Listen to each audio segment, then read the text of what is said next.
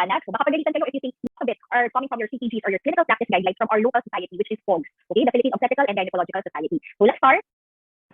Okay, so first of all, we will start with the history taking. Sabi nga nila, di ba, most of your assessment will come from your history taking. So scenario number 1, we have a patient named Maria. You saw her at the OPD and she came in for prenatal checkup. So una sa lahat, ano yung itatanong nyo sa patient? So unang-una, sasabihin nyo muna, tatanungin nyo sa kanya, ma'am, ilang taon na po kayo? So after that, you don't say the word female, di ba? Usually sa IM, sa ortho, sa general surgery, or in any other subspecialty or specialty, sinasabi nila yan, we have a 19-year-old female, 18-year-old male. Sa OB, understood na you have a female patient. So kapag meron kang OB patient, OB-GYN patient, diretso ka na sa OB4. So when you report to your resident, you tell her, ma'am, we have a 35-year-old, then state the OB score. Maliwanag? So baka pagalitan kayo if you say 19-year-old female. Tanongin ka, may male ba tayong patient sa OB? So don't say that. You go straight to the gravidity parity or the obstetric score of your patient. Okay, so bakit importante yung age? So sa OB kasi guys, kaya importante yung age kasi we usually lump the diseases, the pathological cases according to their age group. So we look at the premenarche, ito yung mga 7 years old, 8 years old before sila mag-mens. Iba yung tumatakbo sa utak namin na algorithm kapag premenarche yung patient. Pag reproductive age, ano ibig sabihin ng reproductive age? So this is the age between the start of menses or your menarche and the age of menopause. So that's your reproductive age.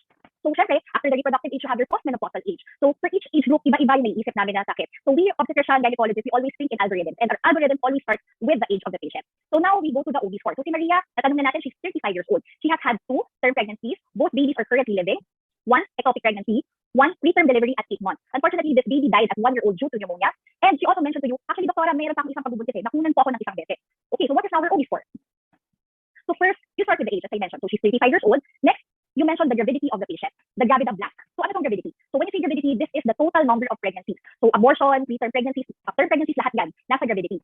Next is your parity. So parity are all your pregnancies that were carried beyond the age of viability. Anong ibig sabihin ng age of viability? Beyond this age of gestation, kapag na-deliver yung baby, may chance na mabuhay. Viable yung iyong fetus. Okay? So ang consensus sa Philippines, usually across all hospitals, we peg this at 20 weeks. Okay? So parity are all pregnancies that go beyond 20 weeks. Next is your FPAL. This would also be called PPAL. So ito ay extended notation lang ng iyong gravidity. Okay? So when you see F, F stands for full term. P and T, term. Okay? So parehas lang yon. So P is preterm pregnancy. A is abortion. L is living children. Note, living children, not live birth. Okay? So, some notes about your FPAL. So, your FPAL, your full term, kailan mo masasabi ng full term yung baby mo? So, full term is na-deliver siya at 37 weeks or beyond. Okay? So, obviously, pag preterm, less than 37 weeks, but more than 20 weeks. Pag abortion naman, less than 20 weeks. So, ang kasama sa abortions mo are your miscarriages, your molar pregnancies. Molar pregnancies are also called H-mole. The Tagalog term, the Filipino term for your H-mole is yawa. So, kapag yung patient mo sinabi sa'yo, doktora, nagkakyawa po ako for my second pregnancy. So, that is considered an abortion, your molar pregnancy. Next, kasama din sa A mo are your ectopic pregnancy. So, ito si patient, meron siyang 1 ectopic pregnancy. So, dadagdagan sa score niya sa A. L is for living children. So, note na ito ay live birth. Okay? So, tingnan natin, sagutan muna natin sa OB score nitong patient ito para mas ma-realize nyo kung paano tayo mag-OB scoring. Okay, so what is your OB score? She's a 35-year-old G5. Why G5? 2 term pregnancies, 1 ectopic pregnancy, 1 preterm delivery, and then nakunan ko ng isang beses. So probably meron siyang abortion at some point in her life. So that's a total of 5 pregnancies. So P3. Why P3? Hindi natin i-count si ectopic sa yung nakunan siya. We're assuming na kung sa nakunan na to, less than 20 weeks. Okay, so ano yung nasa CPAL na or FPAL? 2. So this is obvious kasi 2 term pregnancies, 1 kasi meron siyang preterm, 8 months. Okay, so kulang sa 1. So 2 per your, teka lang, I will use my laser, ayan. So 2 because meron siyang isang ectopic at isang nakunan, and 2 because dalawa lang ang currently living. So hindi mo isusulat na 3 dahil sabihin mo, ay buhay naman tong preterm mong nilabas eh. Hindi siya counted na sa L. Okay, L is living children. Malinaw? So far, clear? Okay. Sige. Next. Okay, so what if ganito, palitan natin yung scenario. Si Maria meron siyang 1 full term stillbirth. Okay, so kompleto sa 1 pero namatay sa sinapupunan. Yun ang kwento niya. So how will that change your OB score? So now, she is G6, P4. Why G6? Okay, bakit nga ba G6? Okay, so teka lang guys, balikan natin yung previous OB score niya.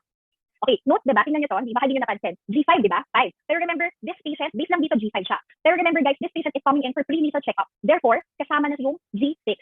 Nakita nyo? Namunti ko na rin ma-miss out eh. So, if kasama mo itong current pregnancy na to, you will be reporting the patient as, this is a case of a 35-year-old, G6, P3, 2122. So, hindi mo i-report yung status ng current pregnancy doon sa parity and the FPAL kasi hindi mo pa alam kung ano yung outcome niya. Pero, ika-count mo siya sa G6, doon sa gravidity, if the patient is currently pregnant. Nag-get? Okay. Yan, na-miss out ko yun, pero yan, buti na lang, meron tayong buti na nakita natin dito sa next slide. Now, let's do a change in scenario. Instead of 1 ectopic pregnancy, meron siyang 1 full term of stillbirth. Okay, so how will that change the FPAL? So, the FPAL will now be for the term 3, for the preterm 1, kasi meron siyang preterm delivery, for the abortion 1. Okay, 1 to.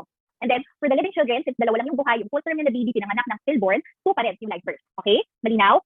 Okay, so other basic terminologies in your obstetric scoring. So sometimes instead of mentioning G0, we say nulli-gavid. So that's the same as gravidity. So obviously, gravidity yung tinitingnan mo dito. Null, meaning wala. So kapag never been pregnant, nulli-gavid yung patient mo. Pre-gavid, if this is a G1 patient, P0. Note na hindi ko na ni-note yung P-PAL. Kasi obviously, kapag ito yung first pregnancy niya, P0, then the rest ng nasa loob ng P-PAL mo is also 0. Okay? Multigavid is at least G2.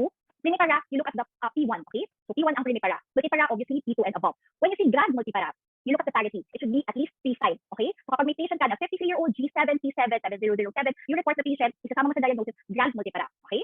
Next, elderly pre-gravid. So we indicate this for patients who are aged 35 years old and above during their first pregnancy. So in some institutions, like in our institution, we also indicate if the patient is a young pre-gravid. So meaning during her first pregnancy, she is 18 years old and below. So sabihin na bakit napaka-ages naman ng mga OB, ba't kailangan i-mention na elderly tas young pre-gravid? The reason behind this, guys, is because the age will tell you that this patient is predisposed to certain comorbidities. So obviously, kapag elderly ka, nandiyan na lumalabas yung mga lifestyle diseases mo. So these patients are more prone to your hypertensive disorders of pregnancy, to your GDM, etc. Okay? Pag young pre-gravid, ganun din. Ang isang theory behind it is, first of all, you have a pediatric patient carrying another pediatric patient. So obviously, there will be problems in terms of nutrition for this patient since nagtatalo silang dalawa regarding that. And second, your hormonal milieu as a baby, as a pediatric patient, as an 18-year-old, is not as mature as when you're, say, in your 20s, no? So ang tendency mo nun, you are more predisposed to diseases like preeclampsia, gestational diabetes mellitus, and also because yung habits nila, most of them are small, yung pelvis nila are not developed, sila yung pina-watch out for namin for dystocia or your dysfunctional labor. Malinaw? So we are ages for reasons, okay? We really look at the age because yan yung mga binabantayan. Diyan kami lang yung mga binabantayan. Malinaw? Okay, so gamit para anong binabantayan natin dito? Marami rin kasing comorbid conditions ang mga multiparous patients. For example, is atony. So pag mas mataas kasi ang parity mo, as your pregnancy, as the number of your pregnancy increases, less contractile na siya in your next pregnancy, in your subsequent pregnancies. So when that happens, these patients will become more prone to uterine atony or obstetric hemorrhage. So isa lang yan sa mga examples ng mga reasons why these basic terminologies came about in our practice. Okay? I hope that's clear. Sinasama namin ito sa diagnosis, guys. Okay. Okay. So now, di ba, I told you, kapag yung current pregnancy, sinasama natin yan sa G1 na. Okay? So, okay. Ito naman, may special endorsement ako dito. I should say endorsement. Sige. For multifetal pregnancy. So, these are your twin pregnancies, your triplets, your quadruplets, etc. Okay? So, yan yung multifetal pregnancy. She's currently pregnant. So, this is G2. Kasi meron siyang prior pregnancy, which happens to be a prior preterm delivery of twins. Both are living. So, paano mo sinusulat to? Now, guys, this is the tricky part. That is why I'm saying na ito yung special endorsement. Okay? Bakit? Kasi magkaiba ang nasa textbook sa ginagawa ng mga OB or sinusulat ng mga OB in practice. I'll tell you why later on. So, this patient is for the age 32-year-old. So, ano yung susulat mo? So, obvious naman tayo sa G2. Okay? And very clear si William, isa lang ang count mo sa twin pregnancy. Clear dyan si William. Counted yan as one. Kasi pregnancies yung binibilang mo dito, not the deliveries. Okay? Okay, sa tipa, doon tayo nagkakaiba. Sabi ni Blueprints. Si Blueprints lang ang clear about this sa textbook. William, wala siyang sinabi about this, but your Blueprints OBGYN, which is by the way, the main source of the board of medicine for your board exam. So, if you want to read ahead, you read your Blueprints. Anong sabi ni Blueprints? How would Blueprints write this? Okay. So, triplex thing lang din. So, it doesn't matter kung ilang order, kung higher order pregnancy pa to, P1 pa rin yan. Okay, balik tayo sa twins kasi complicated enough na yung twins. Okay, so sa Blueprints would write it as 0, 1 preterm delivery kasi, 0, 2 living preterm babies. Okay, okay, so yan yung sa Blueprint. So, just to show you, this is the source. Okay, so may binigay siyang example. For example, a woman who has given birth to one set of preterm twins, one term infants, and had 2 miscarriages would be, anong OB score niya? Ganito na sinusulat ng OB score. G4, 4 because one set of preterm twins, one term infant, 2 miscarriages, so 4. Okay, P1, 1, 2, 3. Okay, C1 ito si term infant, C1 is preterm twins, ito, kinount na lang yan as 1. Yung 2 abortions na ito, si 2 miscarriages, and 3. Sa 3 pa lang magre-reflect yung number ng babies no mother. So 3 living babies, okay, 3 living children. Kasi 2 preterm twins and 1 term baby. Okay, so term child, ayan. So 3. So nakita nyo, sa S at sa P, isa lang ang count ng twins. But what do we do in actual practice? Ganito sinusulat ng mga OB, okay? This is across all hospitals, I've noted. Sa F at sa P, kinakount mo na yung number ng babies. Okay, so if you have had 2 twins, nung 2 babies, meaning twins, dun sa previous pregnancies mo, so counted yan as 1 sa P, but yung FP mo, mag-reflect na rin yung number of babies. So 0, 2, and of course, 0, 2 is buhay pa rin yung twins. Okay, bakit ganun? Bakit ganun? Bakit iba yung OB, iba yung sa textbook? So guys, hindi tayo, since clerks and interns kayo, hindi pa kayo mag-boards. Siguro pag nag-boards kayo, we will follow Blueprints, okay? But since you are rotating as OBGYN clerks and interns, we follow the notation of most Philippine OBGYNs, okay? So 0, 2, 0, 2 yung gagamitin natin. Bakit? So this is one possible explanation behind this. Okay, so sabihin natin, okay, may twins ka. Si twin A, yung first twin, we usually label the twins twin A, twin B. Okay, si twin A, the first twin died. Okay, so early neonatal death. Yung neonatal death is death of an infant within the first 28 days of life. You label it as early within the first 7 days of life siya. So unfortunately, namatay kasi preterm daw eh. So namatay si twin A, so may early neonatal death. So ang OB score mo yan, sa notation ng POG, sa notation ng most Philippine OBGYN, 0, 2, 0, 1. So nag-get nyo, magre-reflect pa rin sa OB score mo na twins yung previous, yung P1 niya. Nagre-reflect pa rin siya. Pero kapag halimbawa ipa-follow mo si Blueprint, 0, 1, 0, 1, it's as if yung first pregnancy niya was a singleton or a single baby lang yung lumabas. Hindi magre-reflect yung status or yung multifetal gestation doon sa FPAL score. Nag-get nyo? I hope that's clear. So, Doktora, ano ba talaga? Ano gagamitin natin? Ito guys, ito naka-red. Yan yung gamitin natin. Okay? At least for your rotation. So far, hindi pa ito tinatanong sa boards kasi it's very confusing din. Dahil iba yung nasa textbook, I guess, and kung ano yung ginagawa sa practice. But for your rotation, guys, ito yung gagamitin natin. Case 0201 for this one prior preterm delivery na may twin A na nag-early neonatal death. Okay? I hope that's clear. Okay, so other terminology. So time of fertilization until 8 weeks or 10 weeks gestational age. So magkaiba to guys, magkaiba itong time of fertilization. This is what we call developmental age. Tapos ito yung AOG, 10 weeks gestational age. Magkaiba yan, nang-explain ko. Ang tawag doon ay embryo. I won't go into the details pero bakit important na alam mo kung ano yung embryonic period. Because during the embryonic period, nandiyan yung blastulation, gastrula, ganyan. And ang pinaka-importante, that's where your organogenesis begins. Okay? So this is when your baby is formed. So after 8 weeks until the time of birth, your conceptus is called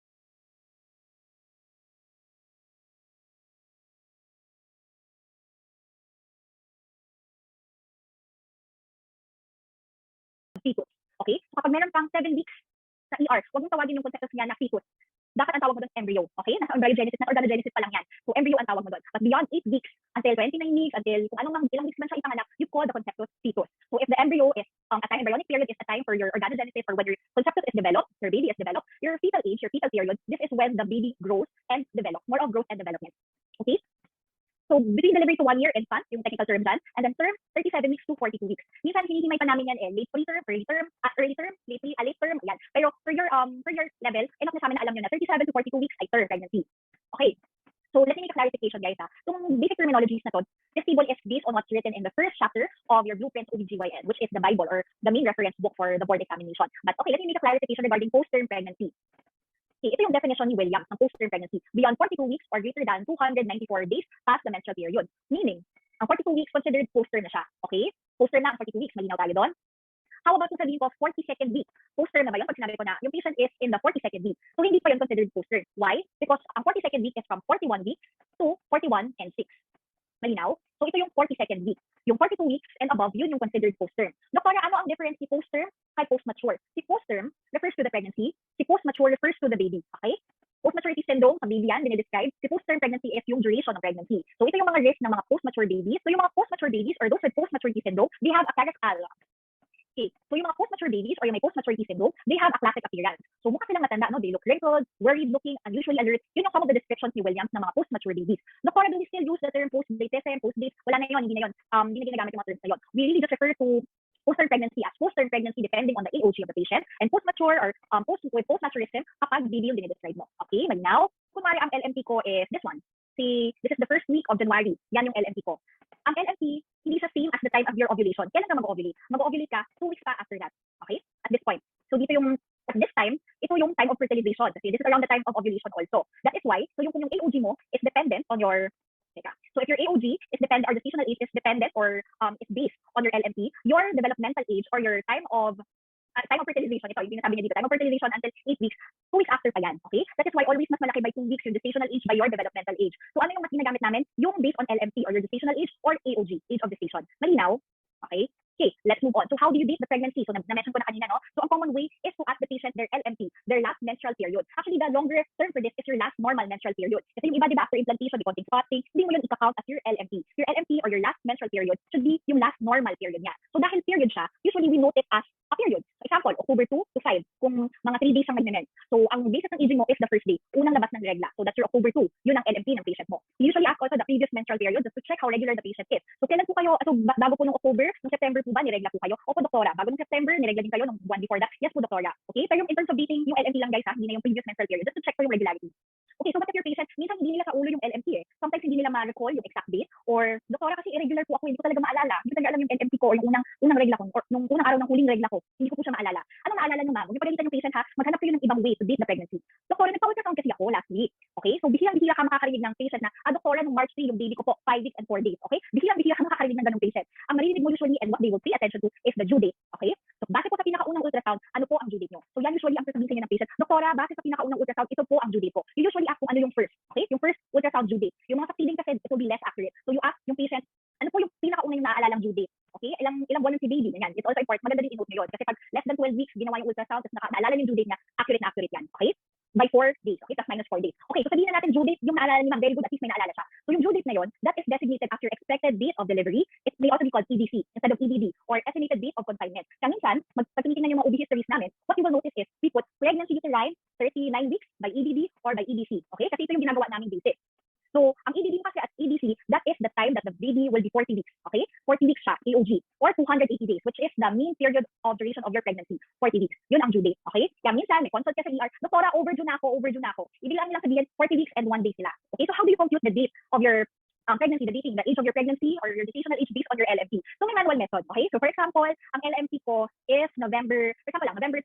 So, there are 30 days in November. So, 30 minus 25, 5. So, December has 31 days, so plus 31. Tapos, so, pwede mo siyang i-manual. Tapos, halimbawa ngayon, the date to be is January 5, so plus 5. So, the sum of that divided by 7, yun yung ilang weeks siya. Pwede ganon. Pero pwede naman, huwag na kayong magkakahirap, lalo na pag marami kayong consult, marami kayong OPD patients, you're free to use an app. So, my favorite app is this, OB Wheels. Okay? So, ang maganda sa app na to is, you can base your aging on the LMT, pwede yun sa Sonobeat or the EDD. So, kapag sinabi mo na, pag ito, diba, sabi ni patient, ang naalala niya lang is the EDD, or the estimated date of delivery. So, sinabi niya sa'yo, Doktora, September 10 this year, yun daw po yung due date ko. So, ilalagay mo dito, 40 weeks. Okay? So, pag nilagay mo dyan na 40 weeks, compute niya sa'yo automatically. So, the patient is currently 5 weeks and 2 days by EDD. Nag-get? Malinaw? Okay, so pwede rin naman, baka seller yung patient nyo. Doktora, yung ultrasound ko nung today, January 10, 5 weeks and 2 days ako. Okay, ang galing. So, naalala niyo. So, automatically, based on the day-to-day, it will compute for you how many weeks AOG na si baby. Okay?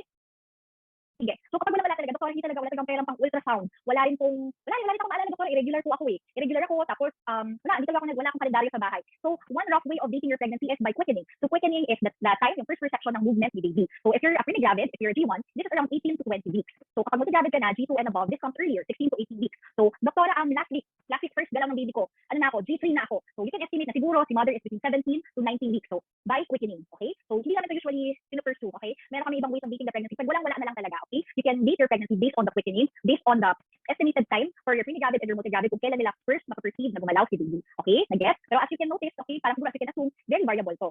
Hindi nila sure, hindi ko sure kung kumita siya doktor or kabag ko lang. Okay? So this is very inaccurate. So we really push for an ultrasound if talagang walang-wala, hindi alam ng patient yung aging niya. Okay. So when do you use your LMP or your ultrasound? Kailan? Okay, so just a note about ultrasound. When you say early ultrasound, this is less than or equal to 20 weeks. Okay, so yung time ng abortus pa siya, 20 weeks below, early pregnancy, early ultrasound yung tawag doon. Kaya papansinin niyo yung mga diagnosis namin, pregnancy uterine, 25 weeks by early ultrasound, you can assume that the ultrasound was done at less than 20 weeks. Pag sinabi mong late, this is beyond the age of viability, so more than 20 weeks. So alin ang mas accurate? Of course, mas accurate si early. Okay? Mas maaga ginawa yung pregnancy, especially during the first trimester, at less than or equal to 12 weeks. Okay? Yan yung accurate na accurate. Okay? Kasi sobrang liit pa nung conceptus mo, kita mo in one view, yung entire baby, your crown rump, you will see the entirety of that in one view. So that is one of the most accurate ways of dating your pregnancy. Okay? So, kailan ka gagamit ng ultrasound instead of LMP? So, una, kapag unsure of menses. So, hindi ko talaga alam kailan ako huling niregla. Pangalawa, doktora, may PCOS ako eh. Regular ako, parang every 5 months ko akong nagre-regla. Okay, obviously you can use your LMP for those cases. Later on, I will explain to you why missed abortion, you have to use the ultrasound instead of the aging by LMP or by amenorrhea. Later on. Okay? Pero keep this in mind. So for missed abortion, halimbawa, 12 weeks siya by LMP, pero ang nakita mo sa ultrasound, meron siyang missed abortion at 7 weeks. What you will label the patient is missed abortion, 7 weeks AOG. Nag-get? Hindi natin i-label siya as 12 weeks AOG. Ang gagawin natin basis is your ultrasound na nag-note kung kailan yung missed abortion. Okay? Yung first documentation ng na walang heartbeat yung baby. Later on, we'll go back to this talk. Okay? Pag diniscuss ko na yung early pregnancy complications. Okay, next, kailan ka gagamit ng ultrasound dating? It depends on the discrepancy between the aging based on your LMP and your ultrasound. What do I mean by this? So this is found in Williams, and this is prescribed also by your ACOG. Doc, analyze ko ba ito dapat? Okay, let's go back to the app. Okay, pag pinindot mo to, itong na to, reconcile LMP and Sono EDD, ito siya. Okay, this is found in Williams. So kailangan better if you memorize this. So isipin nyo na lang kung hirapan kayong i-memorize as the aging, as the gestational age increases, mas mataas yung discrepancy na kailangan ma-fulfill para yung ultrasound yung gamitin mo. Okay, Dr. Explain, hindi ko maintindihan kung anong sinasabi mo dyan. Okay, bigyan ko na lang kayo ng example. For example, meron kang patient na 8 weeks by LMP. So ito siya, di ba? Gestational age. So this first table, ang titingnan mo dito is the aging based on LMP. Okay, so hindi natin 8 weeks siya, so less than 9 weeks. Ito, di ba? However, dun sa ultrasound na ginawa sa kanya nung 8 weeks siya, 7 weeks lang, doktora. So ano po ba talaga siya? Is this patient 8 weeks or is this patient 7 weeks? Importante yan kasi kapag later on nagkaroon siya ng sakit, it will matter kung i-admit mo siya this week or next week or the week before this. That's important. So 7 weeks siya by ultrasound. So you have a discrepancy of more than 5 days. So na-reach niya yung threshold to revise. Therefore, what you will use is the aging by ultrasound. Nag-get? Kapag pumasok siya dito sa threshold to revise, this is threshold to revise the aging, meaning hindi mo titingnan itong by LMP, rather you will base it on the ultrasound. Nag-get? Okay, so let's give you another example. 10 weeks by amenorrhea. So LMP by amenorrhea, same terms, okay? So sometimes ganun yung siya mababasa sa chart. 10 weeks by amenorrhea. So 10 weeks by amenorrhea, so dito siya pasok, diba? Sa second row. Between 9 to 14 weeks, ang difference niya ay 5 days. Okay, so since ang difference niya ay less than 7 days, hindi niya na-fulfill yung more than 7 days, what we will follow is still the LMP. Nag-get? Okay, I hope that's clear. So ang gagamitin natin is the LMP. Kahit less than 12 weeks, so ultrasound ito, kaya ka lang ba ito yung pinaka-accurate? The way we report it is, yung aging niya by amenorrhea is compatible with her early ultrasound done at 10 weeks. So, ibig sabihin, good ka. Nagko-coincide yung LMP mo and your early ultrasound. So, okay lang kasi yung LMP, yung gamitin natin basis for dating of pregnancy. Nag-get? Okay, pag hindi nyo nag-get, download the OBViews app, meron doon, reconcile LMP and Sono EDD. Okay? So, magandang pangulo nyo to, pero okay lang din for your first few days in the rotation na you go back to the wheel para para ma-familiarize kayo with how you redate based on ultrasound. Alright, compatible with her early ultrasound done at 10 weeks. So, ibig sabihin, good ka. Nagko-coincide yung LMP mo and your early ultrasound. So, okay lang kasi yung LMP yung gamitin nating basis for dating of pregnancy. Nag-get? Okay, pag hindi nyo nag-get, download the OBViews app. Meron doon, reconcile LMP and Sono EDD. Okay? So, magandang sa ulo nyo to, pero okay lang din for your first few days in the rotation na you go back to the wheel para para ma-familiarize kayo with how you redate based on ultrasound. Alright. So we have a rule called legal rule. So this is EBB based on LMP. So paano siya? Paano siya ginagawa? So you subtract 3 months from your LMP and add 7 days to the first day of the last period. Okay, so for example, may LMP is October 5, 2020. So you count back 3 months. September, August, July. So may due date is in July.